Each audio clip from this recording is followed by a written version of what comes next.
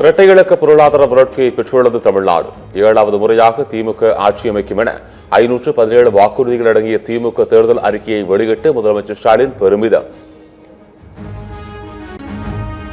இல்லத்தரசி எனும் புதிய திட்டத்தில் வீட்டு உபயோகப் பொருட்கள் வாங்க 8000 ரூபாய் மதிப்பிலான கூப்பன் வழங்கப்படும். ஏற்கனவே உள்ள பொருட்களை மாற்றவும் கூப்பனை பயன்படுத்தலாம் என முதலமைச்சர் ஸ்டாலின் அறிவிப்பு.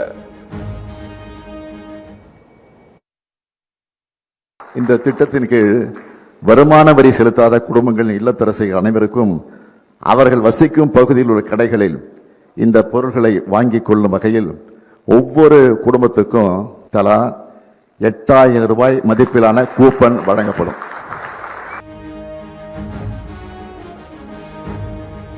முதலமைச்சரின் காலை உணவு திட்டம் 8ஆம் வகுப்பு வரை விரிவுபடுத்தப்படும். திமுக தேர்தல் அறிக்கையில் முதலமைச்சர் ஸ்டாலின் அறிவிப்பு.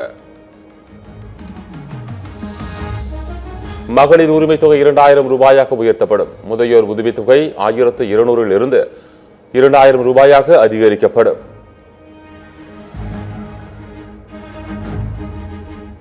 புதுமை பெண் தமிழ் புதல்வன் திட்டத்தின் தொகை 1500 ரூபாயாக உயர்த்தப்படும். உயர்கல்வி பயிலும் 35 லட்சம் மாணவர்களுக்கு லேப்டாப் வழங்கப்படும். 1.5 லட்சம் அரசு பணி காலியிடங்கள் உடனடியாக நிரப்பப்படும்.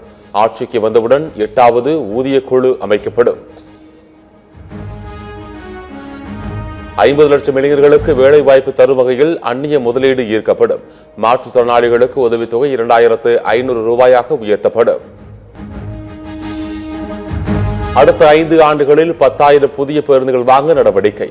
அனைத்து மாவட்டங்களிலும் உள் விளையாட்டு அரங்கங்கள் அமைக்கப்படும். டெல்டா மாவட்டங்களுக்கு சிறப்பு வளர்ச்சி திட்டம் உருவாக்கப்படும். தென் மாவட்டங்கள் வளர்ச்சிக்காக 20,000 கோடி மதிப்பில் சிறப்பு திட்டம் செயல்படுத்தப்படும். எஸ்சி, எஸ்டி, பிசி, எம்பிசி மற்றும் சீர் மரபினர் மாணவர்களுக்கு கல்வி உதவித்தொகை உயர்த்தப்படும். அடுத்த 5 ஆண்டுகளில் 10 லட்சம் புதிய வீடுகள் கட்டித்தரப்படும் என திமுக வாக்குறுதி. நெல் கொள்முதல் விலை 3500 ரூபாயாகவும் கரும்பு டன் ஒன்றுக்கு 4500 ரூபாயாகவும் அதிகரிக்கப்படும். மீன்பிடி தடைக்கால நிதி 8000 12,000 உயர்த்தப்படும். அதிமுக தேர்தல் அறிக்கையை காப்பியடித்து திமுக வாக்குறுதி அளித்துள்ளது. கடந்த தேர்தலில் அளித்த வாக்குறுதிகளை திமுக நிறைவேற்றவில்லை என எடப்பாடி பழனிசாமி குற்றச்சாட்டு. அதிமுக அண்மையில நாங்க ஆட்சிக்கு வந்தா என்னென்ன திட்டத்தை நிறைவேற்றணும் அறிவிப்பு கொடுத்தோம். அதே அறிவிப்பு தான் திரு ஸ்டாலின் அப்படியே காப்பிடிச்சு இன்றைய தினம் வெளிப்படுத்திருக்காங்க. ஏற்கனவே 2021 525 அறிவிப்புகள் வெளியிட்டிருக்காங்க. அந்த 525 அறிவிப்புகளை 4ல் 1 பங்கு கூட இதுவரைக்கும் நிறைவேற்றல.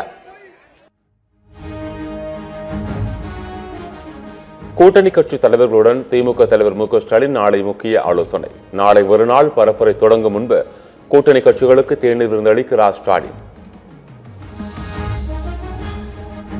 தாவேக செய்யாறு வேட்பாளராக போட்டியிடும் அதிமுக வடக்கு மாவட்ட செயலாளர் தூசி மோகன் கட்சியிலிருந்து நீக்கம். எடப்பாடி பழனிசாமி நடவடிக்கை. தோல்வி பயத்தில் 2 தொகுதிகளில் போட்டியிடுகிறார் தாவேக தலைவர் விஜய். 2 தொகுதிகளும் விஜய் தோல்வி அடைவது உறுதி என அமைச்சர் ரகுபதி பேட்டி. அவருக்கு தான் எந்த தொகுதியில் ஜெயிப்புங்கிறதே அவருக்கு தெரியல. அதனால தான் தோத்துட்டா என்ன பண்றதுங்க, 2 இடத்துல நிற்கிறாரு, 2லும் தோல்வி உறுதி. பாமக ஜி.கே. மணியின் மகன் தமிழ் குமரன் கட்சியிலிருந்து நீக்கம். பாமக நிறுவனர் ராமதாஸ் நடவடிக்கை. கம்யூனிஸ்ட் கட்சி எந்த மாநிலத்திலும் ஆட்சிக்கு வந்தாலும் மக்களுக்கு எந்த நன்மையும் கிடைப்பதில்லை. கேரள மாநில தேர்தல் பிரச்சாரத்தில் பிரதமர் மோடி குற்றச்சாட்டு. கர்நாடக மாநிலம் யாத்கிரி அருகே விவசாய குளத்தில் குளிக்கச் சென்ற 4 குழந்தைகள் உயிரிழப்பு. நாகனூர் கிராமம் சோகத்தில் மூழ்கியது. ட்ரம்புக்கு எதிராக அமெரிக்காவில் பல இடங்களில் நடைபெறும் போராட்டத்தில் ஏராளமானோர் திரண்டனர். ஈரான் போர் போன்ற தவறான நடவடிக்கையால் விலைவாசி உயர்ந்துவிட்டதாக கண்டனம். ஐபிஎல் போட்டியில் Mumbai Indians Kolkata night Riders அணிகள் பல பரீட்சை. கொல்கத்தா நைட் ரைடர்ஸ் அணி பேட்டிங் அமாரம்.